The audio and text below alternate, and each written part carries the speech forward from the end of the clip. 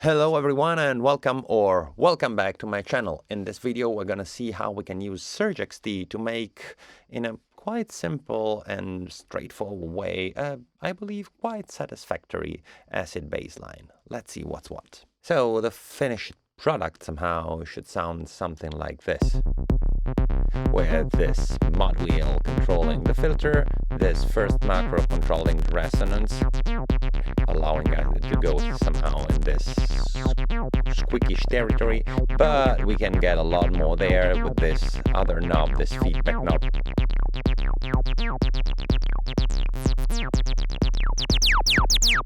And we can get it to really whistle.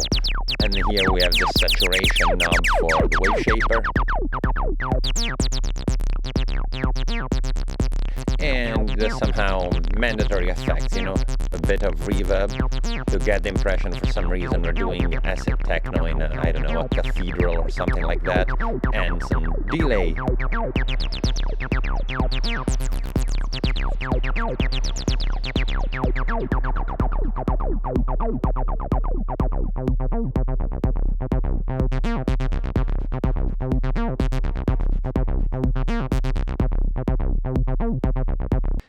So, since you're still here, I suppose you thought that was pretty effective somehow, and let's get into how I made it. Well, it was pretty simple actually. It's,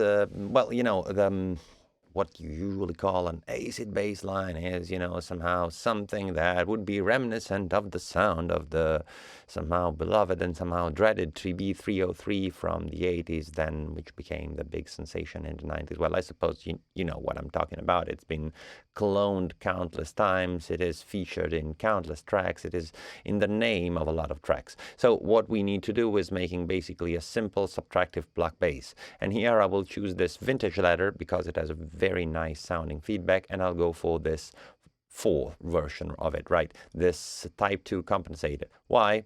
Well, not to get into being, cork snifferish or something like that, but, well, it is somehow not inherently the right way to do it, but who cares? Like, I shouldn't be doing an acid bass with something which is designed to sound like a vintage leather filter, like, a Moog filter. It is a completely different filter, and but seriously, who cares? This kind of works, gets me a sound which is somehow in that direction, evokes that kind of response, and that's, I suppose, what we're into if we're going to go, all historical accuracy into making our acid techno. We would just be, just basically buying more 303s. So here about this, the way I set the filter configuration here, this is stereo, which is pretty cool, but useless. I mean, in this case, we really don't need it to be stereo. We could use this one so that we have the amp here before filter 2, or serial 2, which is series 2, so we have filter 2 before the amp. It does change the way the feedback works. In the previous one, I had used this one. I will go for this one. There will be a slightly different result, but I suppose we can live with that. And now we have this block. Simple. Let's get the amp EG up to speed as well, so that we don't get this. Now we gotta have something which is gonna be mono and also single trigger, because we cannot entirely replicate the behavior of the legato notes, but we can with MIDI, and having shorter notes when we don't want legato, and longer notes where we want it. So that's that's the basic way you emulate that. It'll be a lot trickier to emulate the accent behavior here on Surge than it was in the similar video I made up at Vital, because here I don't have mod remapping, so I cannot make those discrete jumps in variables, and therefore with going with velocity, so I cannot make it work in a way that is so historically accurate if you want, but I suppose we can live with that as well. I mean, I suppose I'll go with this soft saturator. I could go for something wilder, but I don't think I need it really. And yep, I'll already map this macro to control it. Now, one thing this does, if you hear it, and I'll let it display, you see this is our sound. If I move this macro, the volume goes up a lot. And we don't want it to happen, because if the volume goes up, we, the things might really get out of control and harder to mix. So when we get that this wave shaper drive, beyond controlling the drive of the wave shaper, also will control the volume negatively. In this way, we will have that, and we'll see in a way, so that we gotta make it in a way that the volume stays kind of consistent. So it's actually lower again. Yeah, it gets a little louder, but not so louder, not as much louder as it did earlier. So, but since we did this, and without this thing, the volume is, we could actually raise the volume to the max so that in common normal situations it will stay like this. And now I will also map macro 1 to the resonance, because I'm gonna need to mangle with it and, you know, just to know how it works. And also I will map the mod wheel to the filter cutoff frequency. No, not the resonance, sorry, the cutoff, right. So now we have that, we have a resonance macro, a shaper drive macro, and a mod wheel. And now I will get the macro tree also to control the feedback. Now, this is interesting. Before I do this, I'll let you hear it. So if I play this, I can open up the filter, I can get it horribly resonant if I want to. But the nice thing here, I'm telling you, see here, if I move the feedback knob, especially with some resonance, see, making the feedback positive doesn't get that much of an interesting whistling effect, while on the other hand, while negative feedback, on the other hand, does great, you see.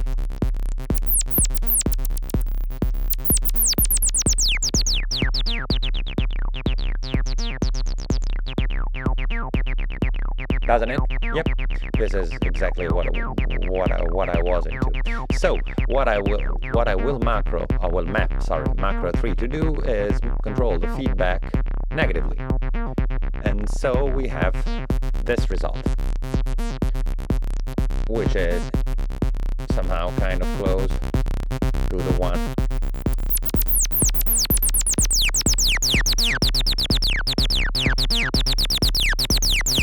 Actually, I had the wave shaper drive could go higher.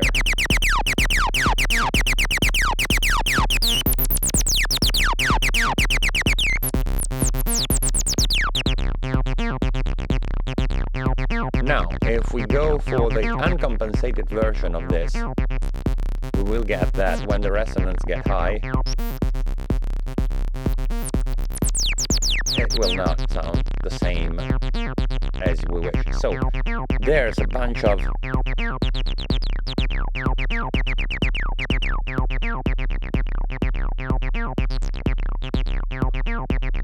quite a bunch of, you see, these interesting spots where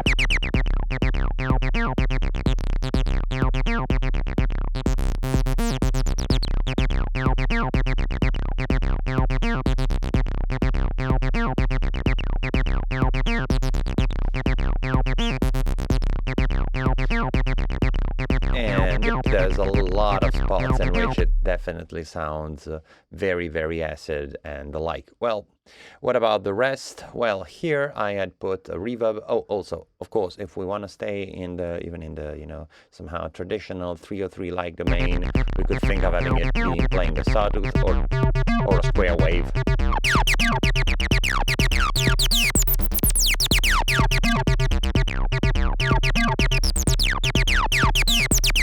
Just as classic. And also I was mentioning there was the effects. So here I had put a reverb.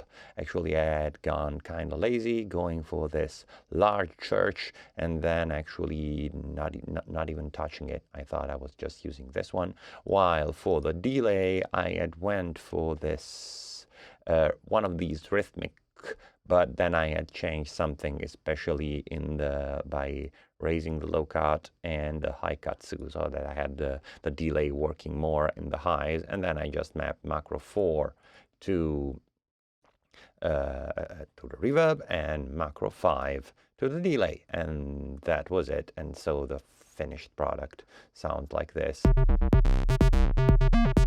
which is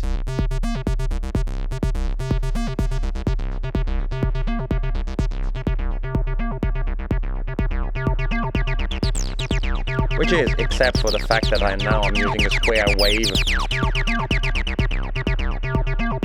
pretty similar to how it sounded, how the one I used to demonstrate it sounded like, doesn't it? So, now what to do? Well, countless things really. I could bother mapping these 3 more macros, but for some reason I keep using an old synth as my controller, so I only have 5 knobs here, so I don't map more than 5 knobs. Yeah, interesting hardware limitations.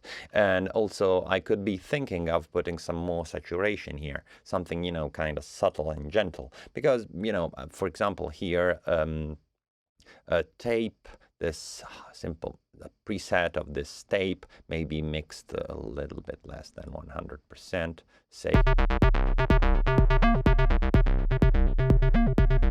See?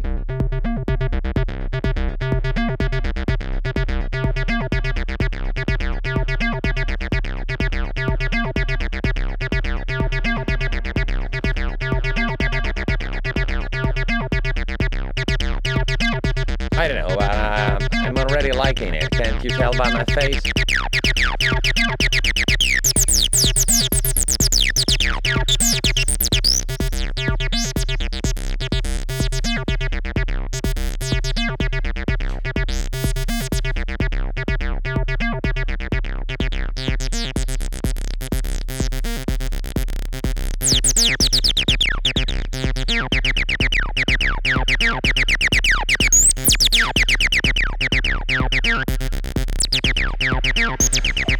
Now, before I completely get lost into just this pointless series of acid whistles and the like, you might have noticed this thing has a tendency to clip.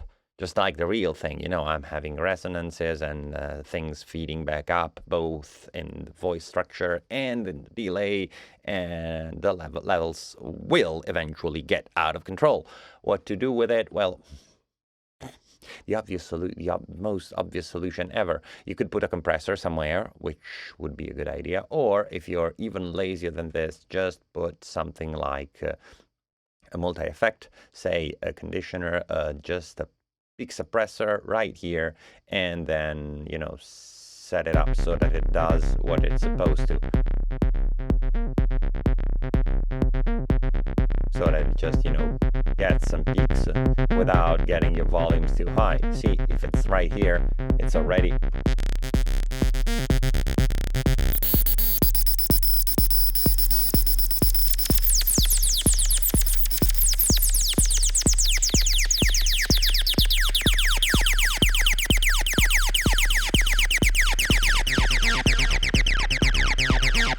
It isn't like it's not ruining it. It is. I mean, it's a heavy limiter. It's doing its thing. But at least we keep the levels kind of in check. Kind of. It still slightly has a tendency to, it still has a slight tendency to flip, but a lot less than it did.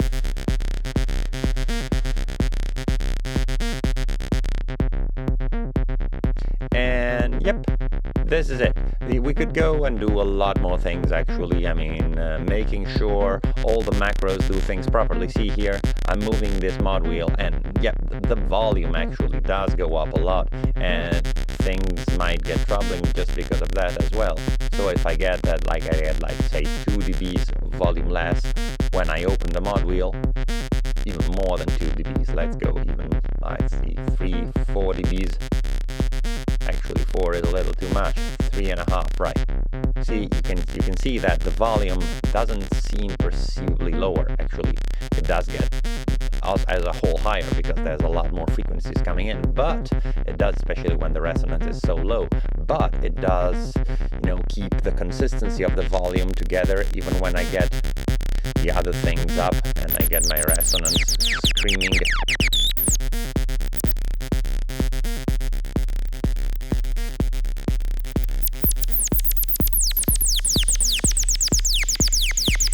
Actually, you see, I have said that this mod wheel is opening this cutoff a little too much.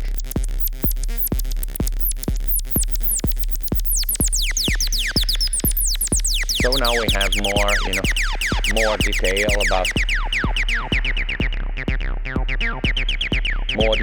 about how this whole thing works.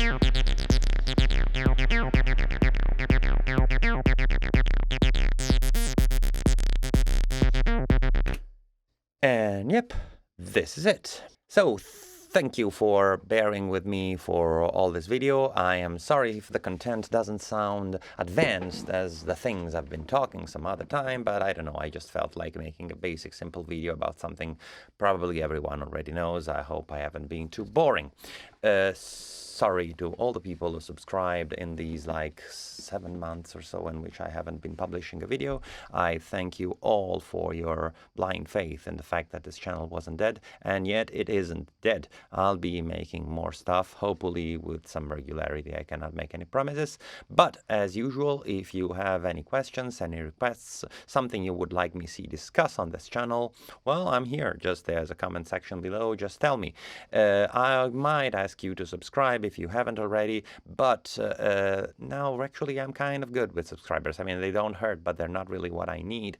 What I really need is hours of playtime. So if you feel like going for a deep dive into all I've been saying about Vital and SurgeXT and Synth in general, well, now it's the time to do it. You'd make me a very happy man.